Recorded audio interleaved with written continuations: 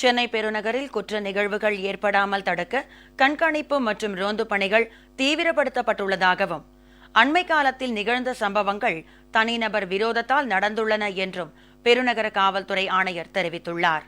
முதலமைச்சர் செல்வி ஜெயலலிதாவின் உறுதியான நடவடிக்கையால் சட்டம் ஒழுங்கு முழுமையாக பாதுகாக்கப்பட்டு தமிழகம் அமைதி பூங்காவாக திகழ்ந்து வருகிறது.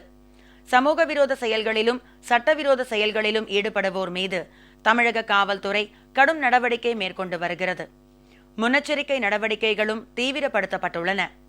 இதனால் பொதுமக்களிடையே முதலமைச்சருக்கு பெருகி வரும் பேராதரவை பொறுத்துக்கொள்ள முடியாத எதிர்க்கட்சியினர் தனிநபர் விரோதத்தால் நடைபெறும் சம்பவங்களை கூட அரசியல் காழ்ப்புணர்ச்சி காரணமாக பெரிதுபடுத்தி தமிழக காவல்துறை மீது அவதூறு பரப்பி வருகின்றனர்.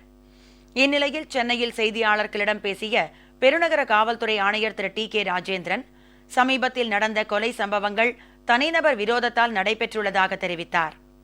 மேலும் சென்னை பெருநகரில் குற்றங்களை தடுக்க கண்காணிப்பு மற்றும் ரோந்து பணிகள் தீவிரப்படுத்தப்பட்டுள்ளதாகவும், உரிய முன்னெச்சரிக்கை நடவடிக்கைகள் மேற்கொள்ளப்பட்டு வருவதாகவும் கூறினார்.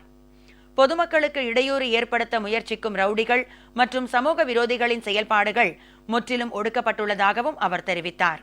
சென்னை நுங்கம்பாக்கம் ரயில் நிலையத்தில் நிகழ்ந்த கொலை தொடர்பான புலன் விசாரணையில் ரயில்வே காவல்துறைக்கு சென்னை பெருநகர காவல்துறை முழு ஒத்துழைப்பு அளிக்கும் எனவும் திரு டி.கே. ராஜேந்திரன் தெரிவித்தார். இதனிடையே சென்னையில் ரவுடிகள் மற்றும் கொலை வழக்கில் சம்பந்தப்பட்ட தலைமறைவு குற்றவாளிகளை பிடிக்க சிறப்பு தனிப்படைகள் அமைக்கப்பட்டுள்ளதாகவும், கடந்த 2 நாட்களில் 161 ரவுடிகள் கைது செய்யப்பட்டு சிறையில் அடைக்கப்பட்டுள்ளதாகவும் சென்னை பெருநகர காவல்துறை வெளியிட்டுள்ள செய்திக்குறிப்பில் தெரிவிக்கப்பட்டுள்ளது.